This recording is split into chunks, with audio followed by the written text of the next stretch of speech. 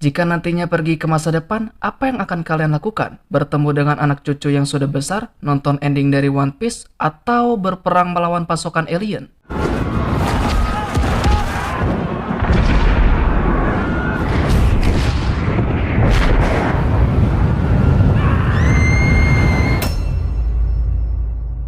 Halo guys, balik lagi bersama aku di channel Uni Recap. Gimana kabarnya? Baik-baik saja?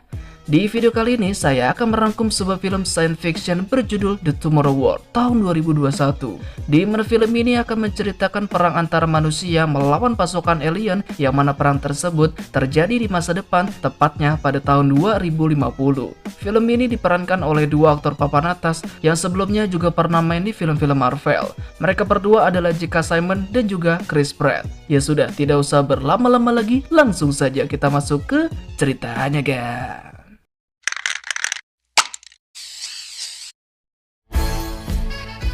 Look, I'm incredibly proud of my career in the military, and I did. Kisah akan berfokus kepada seorang pria bernama Daniel Forrester, seorang guru SMA yang mengejar di bidang sains. Perlu diketahui, dia juga merupakan seorang mantan prajurit dan pernah menjadi pemimpin pasukan khusus pada suatu operasi. Selain itu, Daniel juga sudah berkeluarga. Ini istrinya bernama Amy dan juga anak sematawayangnya yang bernama Muri. Kebetulan, rumahnya sedang mengadakan nonton bareng Piala Dunia antara Brazil melawan suatu negara. Ketika salah satu pemain Brazil menggiring bola ke gawang lawan, sesuatu yang aneh pun terjadi.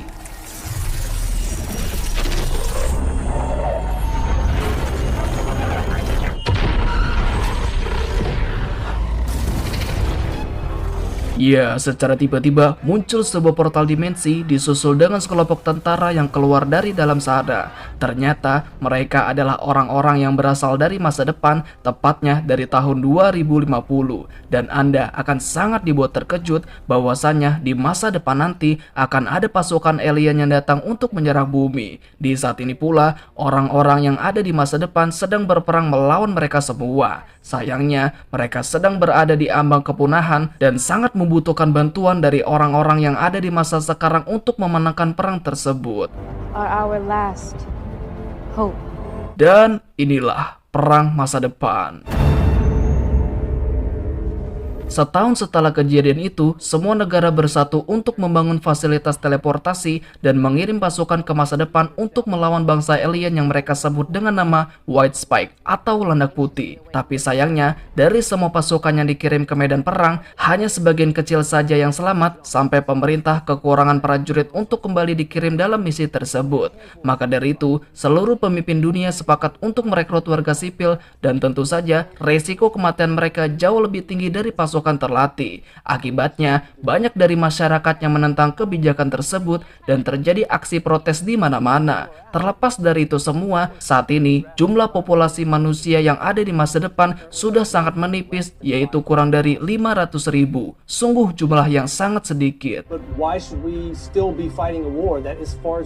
Daniel sendiri masih bekerja sebagai seorang guru dan di saat itulah dia mendapatkan SMS dari suatu lembaga militer. Dia diminta untuk segera melapor dalam rangka menjalani tes pendaftaran untuk diikutsertakan dalam perang tersebut.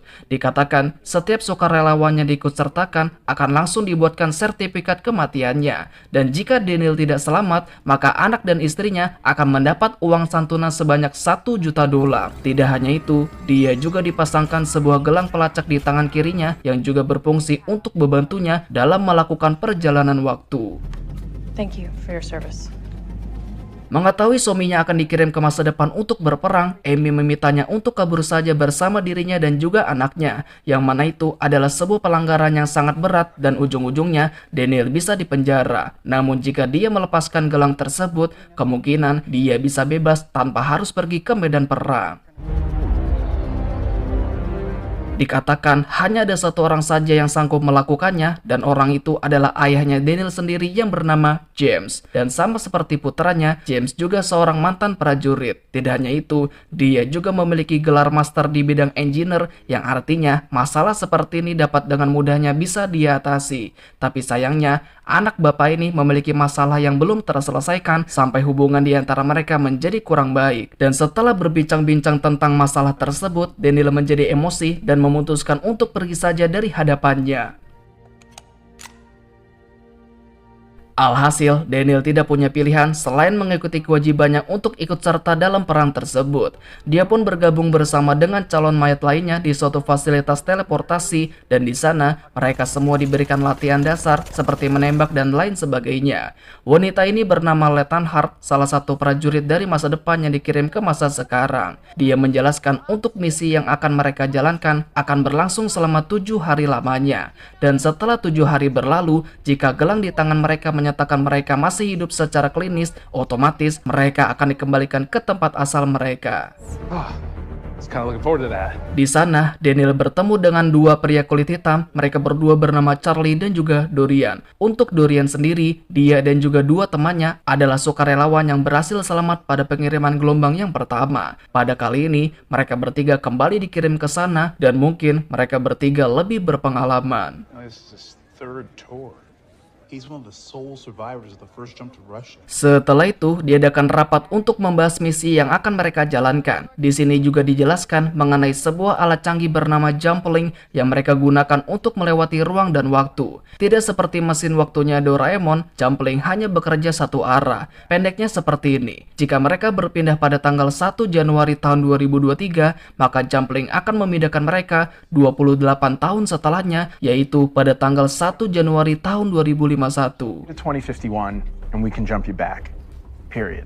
Kemudian mereka langsung dikumpulkan di aula utama karena sebentar lagi mereka akan dikirim ke masa depan. Terlihat portal dimensi langsung dibentuk dan titik koordinat yang akan menjadi tujuan mereka bertepatan di dekat pantai kota Miami. Tiba pada waktunya, mereka semua langsung tersedot ke dalam portal yang ada di atas. Namun di saat yang sama terjadi kesalahan sistem pada titik koordinat. Dan benar saja, ketika sudah sampai di seberang sana, mereka tidak dipindahkan ke dekat pantai, tetapi malah dipindahkan ke pusat kota. Alhasil, banyak dari mereka yang langsung jatuh menghantam tanah.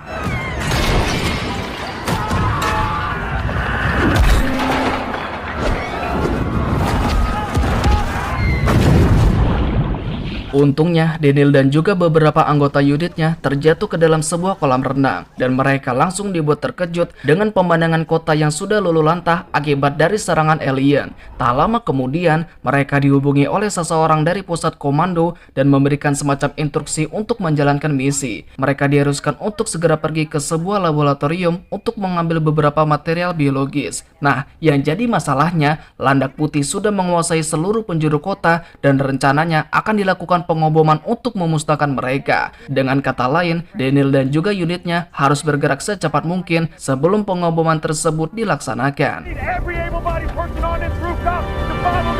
Mengingat Daniel memiliki pengalaman menjadi pasukan khusus, dia langsung ditunjuk untuk menjadi pemimpin. Di sepanjang jalan, mereka melihat jejak-jejak pertempuran seperti banyaknya korban dan beberapa kendaraan yang sudah dihancurkan. Beruntung, mereka tiba di lab tersebut tanpa ada masalah sedikit pun, yang di sana mereka mendapati salah seekor landak putih yang sudah tidak bernyawa. Terlihat Dorian sempat-sempatnya mengambil cakar dari jasad alien itu dan menjadikannya sebagai oleh-oleh. Setelah itu, pusat komando memerintahkan mereka untuk mengambil semua materi biologis di dalam lab tersebut dan mereka harus bergerak secepat mungkin karena dalam waktu 6 menit lagi pengoboman akan segera dimulai. Dengan cepat, mereka langsung pergi ke tangga darurat yang mana itu merupakan satu-satunya jalan yang cukup aman untuk dilewati. Pelan-pelan, mereka menuruni tangga tersebut sembari memantau situasi yang ada di sana. Sampai di satu titik, mereka melihat suatu pergerakan dan betapa terkejutnya mereka ketika melihat beberapa landak putih yang ada di lantai atas.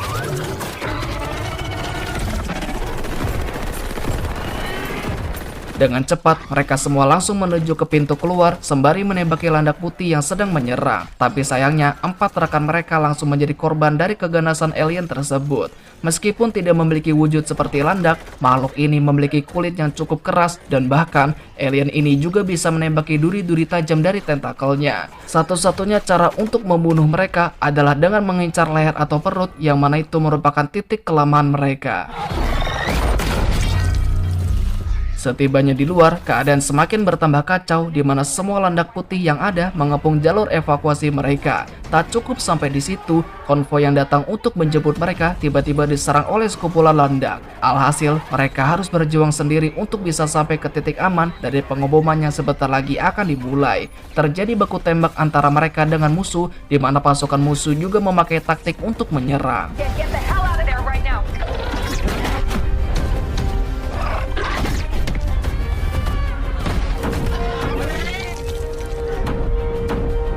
Mereka pun segera kabur dari kepungan musuh, dan di saat yang sama, pesawat pengebom langsung meledakkan jalan yang sebelumnya mereka lewati. Waktu yang mereka punya semakin menipis, begitu juga dengan jumlah musuh yang semakin lama semakin bertambah banyak.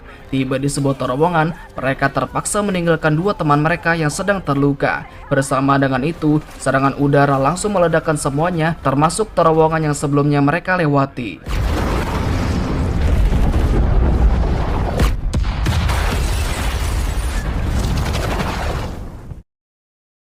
Setelah sadar, Daniel sudah berada di sebuah tenda bersama dengan yang lain. Terlihat Charlie juga selamat pada kejadian tersebut. Saat ini, mereka sedang berada di basis operasi Garda Depan yang lokasinya berada di Puerto Plata, Republik Dominika. Di sana, mereka juga menemui Dorian yang sedang duduk termenung, tapi sayangnya kedua temannya tidak bisa diselamatkan. Tak lama setelah itu, Daniel diminta untuk segera kembali menghadap kepada kolonel, sementara Charlie dan juga Dorian akan dikirim kembali ke medan perang. Don't laugh. You don't laugh if somebody says they're going to survive something. Ternyata, kolonel yang dimaksud adalah wanita yang sama yang menuntun mereka pada misi sebelumnya. Namun bukan itu kejutannya, karena pada faktanya, wanita ini adalah Mayuri Foster, anak semata wayangnya yang pada garis waktu ini sudah tumbuh dewasa menjadi tante-tante. Tak disangka, dia mengikuti jejak ayahnya dengan menjadi seorang prajurit dan berhasil mendapatkan jabatan kolonel. Tidak hanya itu, dia juga mewarisi kepintaran Daniel dengan memiliki gelar sebagai dokter bioteknologi, spesialisasi genom dan juga imunologi. Do you want to see something really dangerous?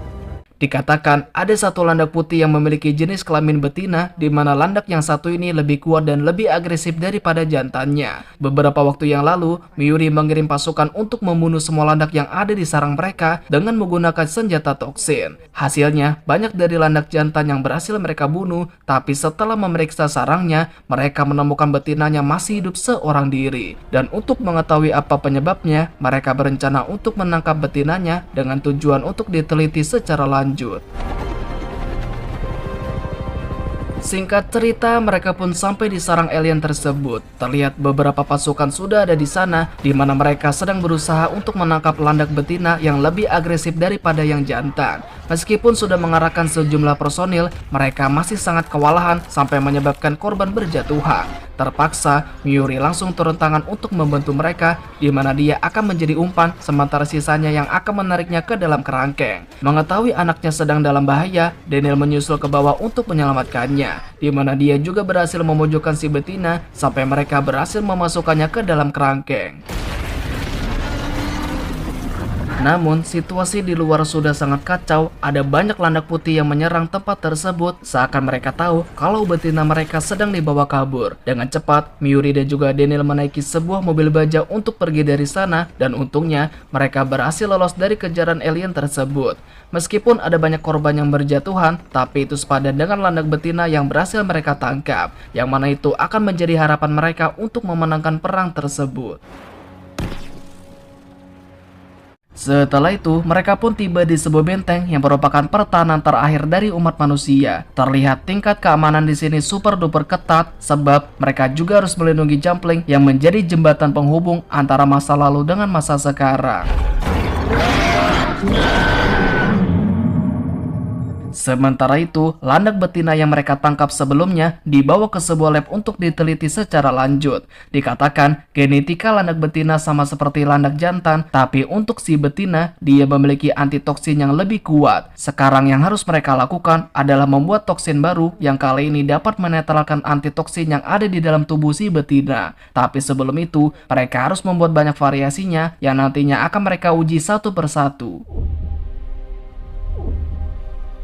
Singkat cerita, pagi hari pun tiba, dan hari ini merupakan hari terakhir bagi Daniel sebelum dirinya otomatis dikembalikan ke tempat asalnya. Sejauh ini, mereka selalu mendapatkan hasil yang kurang memuaskan, namun setelah beberapa kali melakukan uji coba, akhirnya mereka berhasil menemukan toksin yang sempurna. Namun tak lama setelah itu, benteng mereka diserang oleh pasukan Landak Putih dengan jumlah mereka yang sangat amat banyak. Kemungkinan besar mereka datang untuk membebaskan si betina yang saat ini sedang dikurung. Dengan cepat, seluruh personil langsung bersiap di posisi masing-masing untuk menghabisi semua Landak Putih yang sedang mendekat.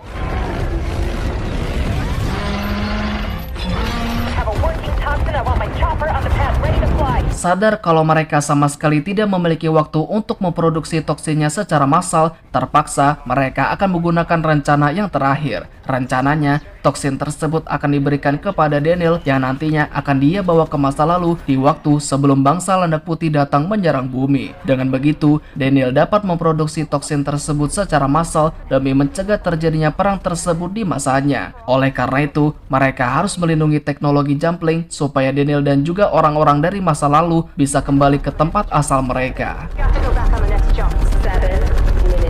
Bisa kita lihat, para Landak menerobos pertahanan mereka lalu membebaskan si betina yang ada di dalam lab. Sepertinya, si betina juga menyadari toksin yang dibawa oleh mereka berdua, di mana dia langsung menyuruh beberapa Landak jantan untuk mencari mereka berdua. Di sisi lain, Miuri dan juga Daniel yang baru sampai di ruang mesin langsung dikepung oleh beberapa Landak, di mana si betina juga ada di sana. Sadar akan hal itu, mereka berdua tidak punya pilihan selain melawan semua musuh yang menghadang jalan mereka. Dan bisa kita lihat, bapak anak ini memiliki skill taktikal yang mumpuni, di mana mereka berhasil keluar dari kepungan musuh.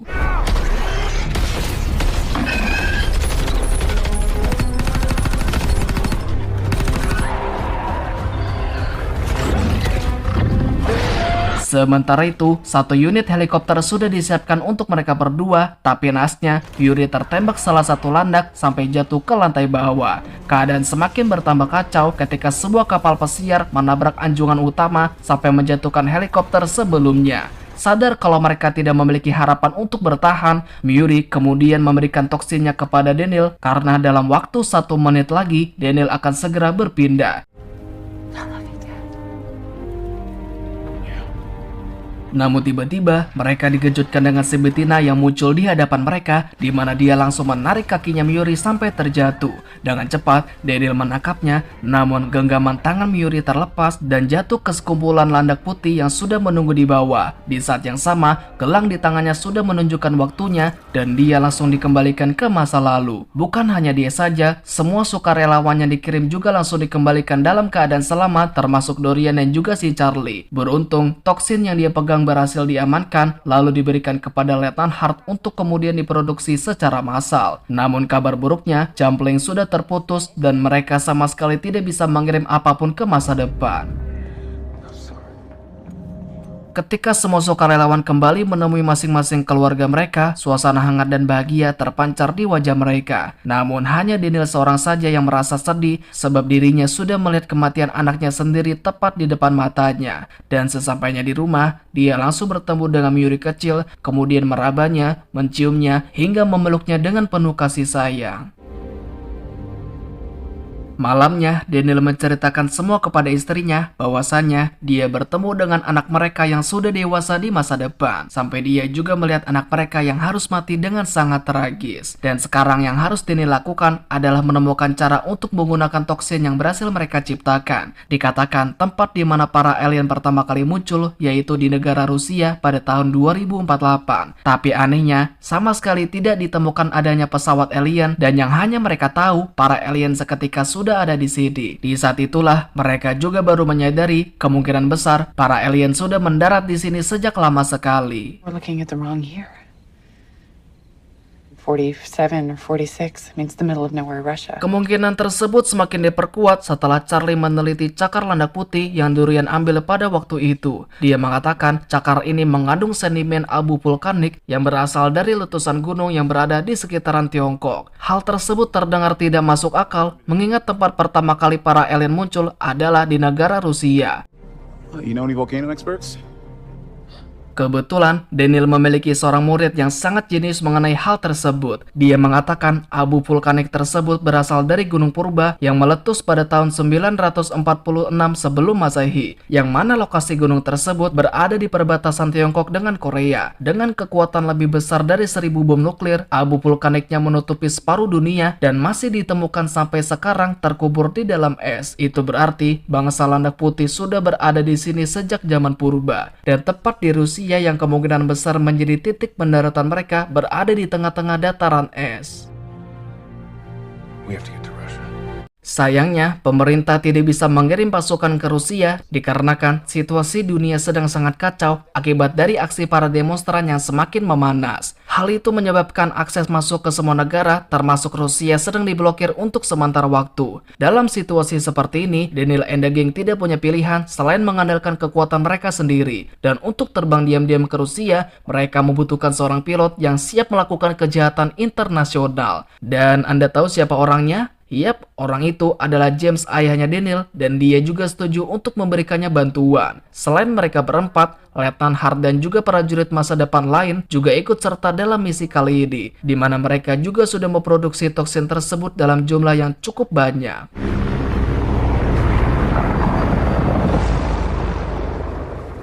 Singkat cerita, mereka pun sampai di sebuah tempat bernama Akademi Ilmu Gletser yang lokasinya berada di Rusia bagian utara. Setelah itu, mereka pun melakukan pencarian ke titik-titik tertentu. Sampai tiba di satu tempat, mereka menemukan pancaran gelombang elektromagnetik yang berasal dari bongkahan es di depan mereka. Kemungkinan besar di dalamnya terdapat pesawat alien yang mereka cari, di mana mereka langsung meledakkan bongkahan es tersebut. Dan benar saja, terdapat lubang menuju ke sebuah goa, dan setelah mereka masuk cukup dalam, mereka menemukan struktur yang tampak asing, yang mana itu merupakan pesawat alien tersebut. Tanpa menunggu waktu lama, beberapa dari mereka masuk ke dalam sana, sementara James dan juga Charlie ditugaskan untuk menjaga pintu keluar. Setibanya di dalam, mereka menemukan sebuah ruangan yang diisi oleh beberapa landak putih yang sedang tertidur di dalam benda yang tampak seperti kapsul. Mereka pun menggunakan kesempatan tersebut untuk membunuh beberapa landak yang ada di sana dengan menggunakan toksin yang sudah mereka siapkan. Setelahnya, landak-landak itu langsung menjerit kesakitan dan tak lama kemudian tubuh mereka langsung hancur seketika. Tak diduga, teriakan landak-landak tadi juga turut membangunkan landak yang tersisa, termasuk landak betina yang ternyata juga ada di sana. Dan sialnya lagi, si betina dan juga beberapa landak lainnya berhasil lolos dan kabur menuju ke pintu keluar. Sadar akan hal itu, James dan juga Charlie yang ada di luar langsung menghabisi landak-landak tersebut. Melihat situasi semakin tidak terkendali, terpaksa mereka menggunakan rencana B, di mana Dorian dan juga yang lain akan mengorbankan diri mereka untuk meledakkan pesawat tersebut. Dengan cepat, Daniel pergi keluar untuk mengamankan diri, sementara situasi di dalam semakin bertambah kacau. Terlihat semua landak yang ada di dalam pesawat terbangun dari tidur mereka. Di saat itulah, pasukan yang ada di dalam langsung mengaktifkan bomnya dan langsung meledakkan pesawat tersebut beserta semua yang ada di dalamnya.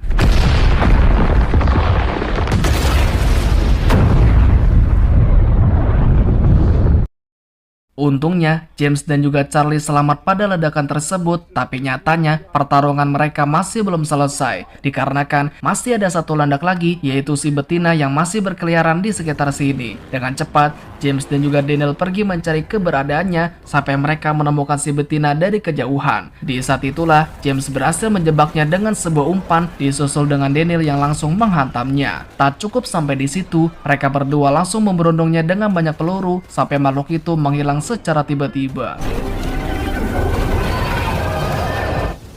Where the hell is she?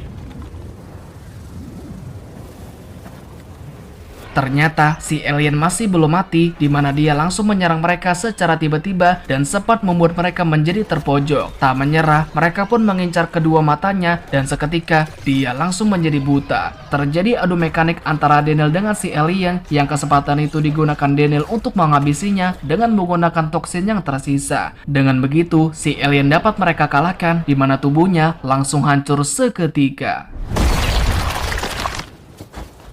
Dan setelah berhasil mengalahkannya, mereka berdua ngaso bareng-bareng untuk merayakan kemenangan mereka, disusul dengan Charlie yang baru datang untuk bergabung. Keesokannya, berita mengenai ledakan tersebut sudah tersebar kemana-mana. Pemerintah mengatakan kalau itu ada hubungannya dengan pesawat alien dan mengaku pasukan mereka lah yang dikirim untuk mengatasinya. Dengan begini, ancaman terbesar umat manusia berhasil dilenyapkan dan masa depan yang cerah sudah menanti mereka. Di lain sisi, hubungan Daniel dengan ayahnya pelan-pelan mulai membaik lalu hidup rukun seperti halnya sebuah keluarga. Dan film pun selesai.